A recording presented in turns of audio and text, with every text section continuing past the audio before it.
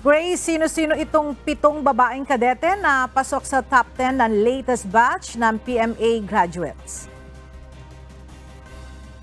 Yes, Ella, 7 nga ang pasok sa mga kadete sa top 10 dito sa PMA Bagong Sinag Class 2024.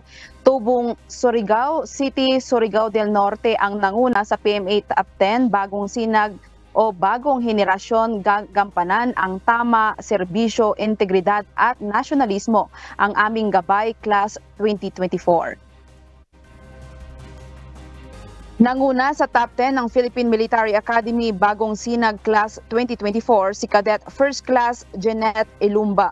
Si Ilumba ay anak ng barangay official at ang kanyang ama ay isang magsasaka. 22 anyos, college undergraduate. Si Ilumba ay magna cum laude sa kanilang klase. Tatanggap din si Jeanette ng Presidential Saver Award, Philippine Army Saver, Australian Defense Best Overall Performance Award, Tactics Group Award at iba pa. Si Ilumba ay mapapabilang sa Philippine Army. Ayon sa pamunuan ng Philippine Military Academy, si Jeanette ang ika-7 na babae na naging top 1 sa PMA simula noong 1997. Ayon kay Ilumba, ang mahal niyang tatay ang nagbigay sa kanya ng inspirasyon para pumasok sa naturang akademya.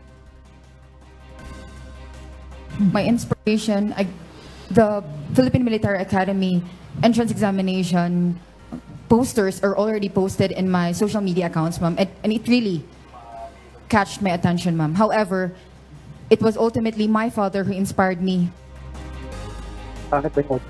Sa PMA Top 10 Bagong Sinag Class 2024, pumangalawa si Cadet First Class Mark Armuel Boyles mula Novaliches, Quezon City. Si Cadet First Class Kim Harold Gilo mula Villa Cananga, Butuan City ang top 3. Top 4 naman si Cadet First Class Cyril Joy Masculino, Camarines Sur.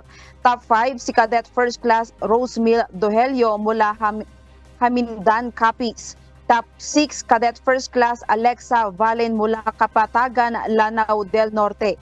Top 7 Cadet First Class Floyd Nino Arthur Rojas mula sa Liganes, Iloilo Province.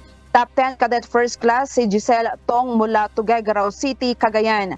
Top 9 Cadet First Class Danica Marie Viray mula naman sa Villamor Air Base, Pasay City. Top 10 Cadet First Class Neriva Binag mula Cabagan, Isabela. Nasa 278 ang magtatapos sa Bagong Sinag Class 2024. 224 dito ay lalaki at 54 naman ang babae. Pinakamarami sa kanila ay papasok sa Philippine Army na may 144, 62 sa Philippine Air Force at 72 sa Philippine Navy.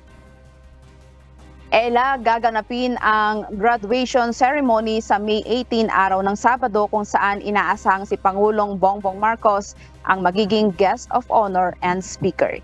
Yan muna ang balita mula dito sa Baguio City. Balik sa'yo, Ella. Maraming salamat, Grace Doctolero.